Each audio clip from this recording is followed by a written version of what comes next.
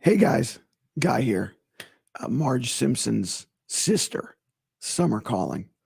It is Friday morning and doing a little work at the desk, watching a little Brandon Aiyuk interview. Now, this you might be thinking, Guy, how long is this going to be? You sound like ass. Yeah, not going to be very long, but I'm better.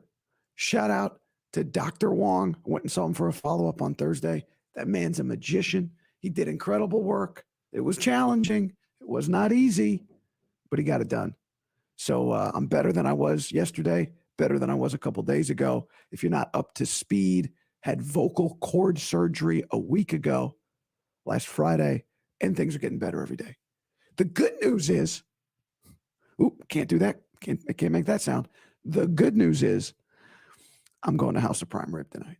So things are looking up.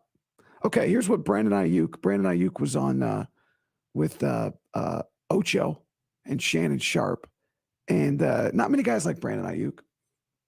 I'm here to tell you what I've been saying for a long time, that I think Brandon Aiyuk, when you look at the 49ers roster of skill guys, really, you look at their whole offensive roster at this point. When you look at their whole offensive roster at this point, the guy who, when it's all said and done, Brock Purdy will probably have the longest career with as a teammate is Brandon Aiyuk.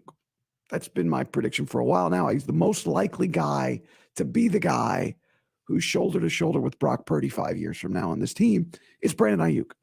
And still feel that way. I mean, no reason not to feel that way. Brandon Aiyuk only makes you feel that way more when you hear him talk. And let's be good here to hear somebody else talk. So here's what Brandon Aiyuk said about contract negotiations and what's up right now.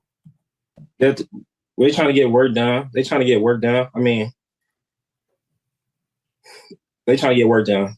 That's all I can say. Y'all know how it gets. I don't even want to get too far into that. But you know, I'm just trying to get like what Ocho just said. I'm trying to get what I deserve. I felt like this season playing football, I figured out who I was as a person, as a player, what I bring to the table, what I bring to the locker room, what I bring to the organization, and just the value I hold when I walk in that building. Because people gonna follow me because I've done it the right way since I've been in that building from the first day I walked in there to when I was in there earlier this morning. Done it the right way. So, and if they don't see it worth in that. That's all it is. That's all it is. It ain't nothing else. It ain't nothing else besides that. But I can't get into it. We got professionals working on both sides, so hopefully we can come to a professional agreement and continue to play professional football. Yeah, professionals working on both sides. He's a professional, right? Like, he's an excellent professional. The 49ers are professional. His agent's a professional. I mean, like, all agents are technically professionals.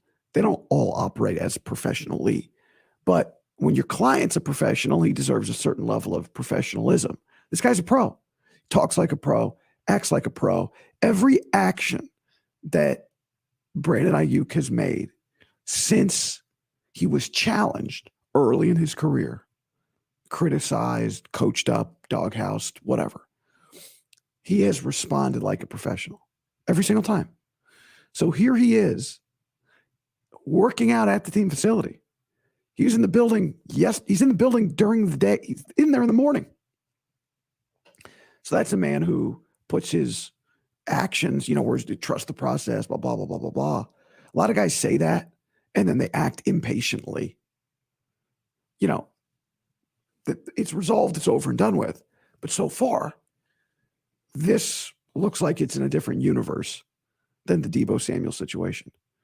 And the situations that arose with, that group of receivers at that time. But I think what's interesting about Brandon, one thing that's interesting about Brandon is that he could play this year for $14 million. And while I've been saying I think that's a possibility, he is acting as if it's going to work itself out.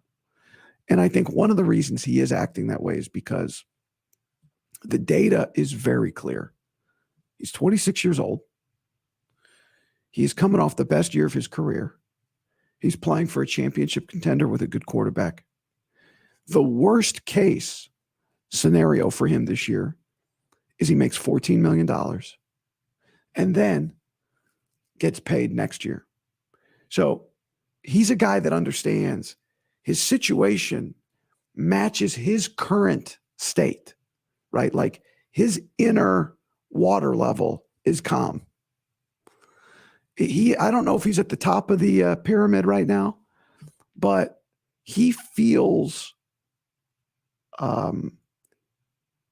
he feels he can tell he's in his prime. Like he has reached the potential, not fully, but he has seen that he can reach the potential that he believed he has. So when he's talking to all of this stuff to me is a person that's had a breakthrough, a professional breakthrough.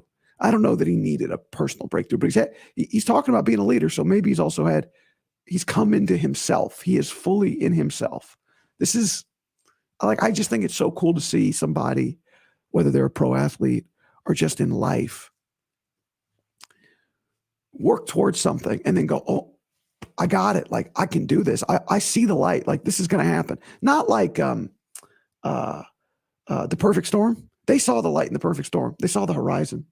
We're going to make it. Boo! Didn't happen. So that's life. I mean, I guess that can happen to anybody. But I think what's so cool about him is his numbers went up this year. His production went up this year. His leadership, all of that stuff. But as I've said a few times, he just finished his 4th year in the league. So I think it's likely that we are still a year or two away from a 90-catch season from Brandon Aiyuk. He had 75 this year, but, he was 1,300 yards, over 17 yards a catch, almost 18 yards a catch. The year before was 78 catches. But I think what will end up happening on this team, not this year, but in 2026, 2027, when he's still in his athletic prime, like 27, 28 years old, maybe 29, and Kittle or Debo or McCall, like not everybody else is around. And then he really gets fed like a number one receiver, because what else is going to be happening at the time when Brandon Aiyuk, he's 26 now. So what else is going to be happening when Brandon Aiyuk is 28, 29? What's going to be happening in 3 years? The quarterback is going to be in his prime, right?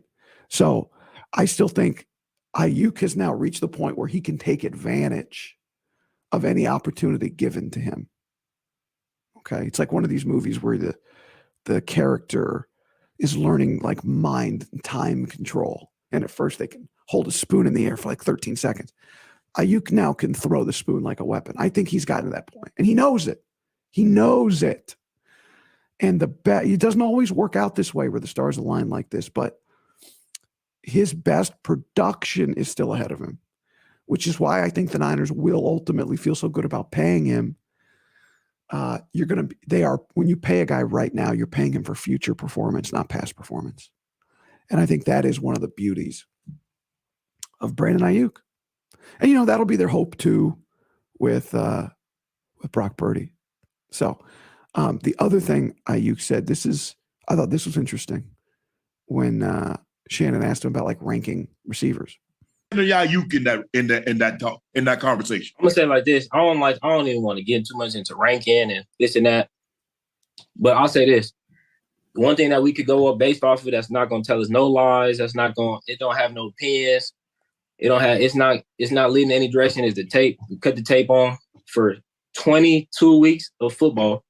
Nobody else can't say they played 22 some weeks of football. They can't. Anybody what you just named, they can't say they've been to 3 NFC championship games. They can't say they've been to, you know what I'm saying? Like, so everybody doing all this, but it's something else. We already passed yards. We already passed yards and touchdowns. Of course, we're going to get yards and touchdowns. Can't nobody stick us. It's the reason why you bring this up. But what else are we going to bring? Where else are we going to take it to? Like, it's the reason why we talk about Patrick Mahomes every single day, because nobody can do that. Nobody doing that. And what we chasing, right. Like here where we was at, we feel like I just seen somebody comment say Purdy supposed to have 2 championships. I mean, of course they can say supposed to have, but I read that and I saw that and I said it's it could have went. We could be sitting here right now with two championships. So that's the only thing. I'm worried about championships right now. I'm championships. I ain't trying to get into who's number 1 and 2 and 3 and 4 and 5. Number 1, have you been to the playoffs? Have you been to a Super Bowl? Have you been? No. So I'm not even going. Championship. A lot of people say it. And what ends up happening for athletes is they have 2 jobs, right? One of their jobs is to win, and their other job is to maximize their value. And everyone says they want championship, and everybody, for the most part, takes the biggest contracts. So you can't use the money to determine who's lying about the championships. You can see how players act after they've been paid. That's one way to try and tell. But if a person says, I want to be about championships, and then also signs the biggest contract, people will go like, well, that invalidates. They must not be about the championships if they're holding out. Not true, right? Both of those things can be true. This guy is really about it. And I don't think that's news, but I love this clip and just seeing how he is like coming out of his skin. He wants it so bad and believes in that being the standard so badly. And I think part of it is because he knows he's close. You know, whenever you're trying to accomplish something, sometimes you feel motivation, sometimes you don't. Sometimes you feel inspiration, sometimes you don't. I heard somebody say something the other day that I thought was really good. They said, invention is 1% idea and 99% iteration. 1% idea, 99% iteration. So it's the work. And when you're doing the work, you don't always know you're close. But if you're iterating and it's getting a little better and it's getting a little better and it's getting a little better, I would say this, like over the last year doing YouTube shows, I guess I've iterated a little bit, but like I've felt like it's gotten better, and people watch it and feedback. It's good, right? So like you don't always get that feedback. Aiyuk's been getting that feedback because he sees it. He's like, we're almost winning. If you've been on the internet, the photo you've probably seen a lot is the guy who's like using a pick to get through the ground, and he's digging a hole, he's digging a tunnel,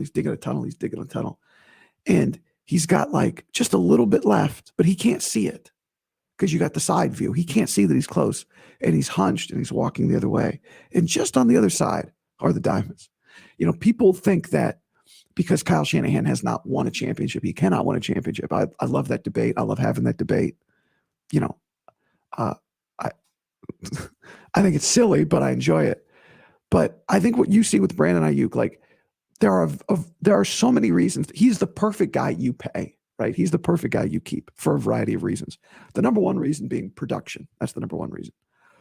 But he smells it. Like you want that guy in the locker room after failure because this guy smells it. He thinks they're close. He knows they're close. He's a leader. He's a believer. And it is so easy to pay Brandon. He checks every single frickin' box, and it only makes it funnier by the day. I don't want to expose myself. I already sound bad. Vocal cord surgery for those just joining the live stream last week. So I try not to put myself in positions where I sound ridiculous. But by the day, the idea that they were going to trade him for Zay Jones as some sort of a side piece replacement gets more ridiculous. They never asked for it.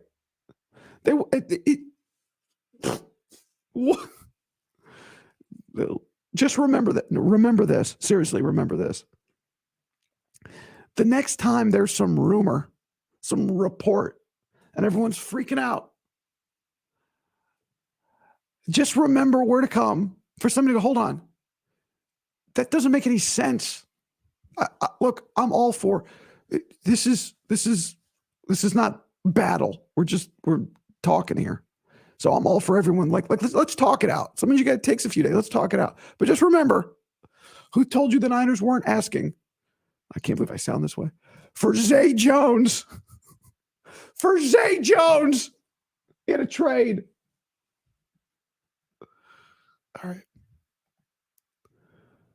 All right, I won't strain my voice.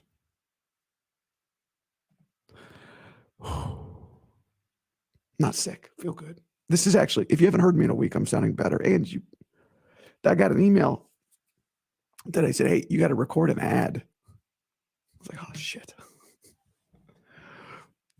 I know it was Zay Jones at a mid one, bro. I fucking remember the trade. It was the Niners. They didn't call to ask for Zay Jones and a 1. Think about it. Remember what I said. The reason that the Zay Jones name got included in the deal, if it was not even a deal, the 1 was enough. The Jags would have said, also take Zay Jones. The Niners might. I'm not saying the Niners wouldn't have traded that, wouldn't have done the deal, him for a 1. I'm not saying that. I'm saying Zay Jones' idea didn't come from the Niners. Also, does that sound like a man who wants to go play for the Jags? If you think they should do the deal, that's cool, man. Like a lot of people think they should trade him for a first round pick. That's fine. That is value. I agree. It is value on paper. This guy's really hard to replace. Okay. Sorry, I got worked up. Sorry, Dr. Wong. Didn't mean to push it there. That's going to be all for this. A little something I don't normally do. I'm going to go get a coffee. I'm going to go read Working by Studs Terkel. I was having dinner with my dad last Thursday, the night before my surgery. I called it the Last Supper, potentially, because, I was intubated. Luckily, it wasn't. And he told me about this book that he read in college. Like, it was one of the great books. So I just got it. I'm going to go get a coffee. Do a little light reading, just to start the day, a little light reading. And Balky, Funkhauser, Minnie Mouse, a goose, Marge Simpson's sisters, among the names. So, hey, one thing I didn't like about this week, I got a lot of other work done, but one thing I didn't like about this, lost a little of steam. I mean, we were not missing days on this channel, on this podcast. We're on a heater. So hit that like button, subscribe to the channel. Appreciate it. Hit the like, helps out. Got some ground to make up. Lost some momentum. We're moving at a pretty good clip here. Got to get this fucking thing going again. No, we're fine. Have a good weekend, everybody. If I don't talk to you before next week. And, thanks for hanging in. Mike, this is good. Mike says, the quote is from Thomas Edison. The person I heard say it didn't quote Thomas Edison. Genius is 1% inspiration, 99% perspiration. That's a great quote, Mike. Thank you. All right, y'all. I'll talk to you soon. And bye. Have a great weekend. House of Prime.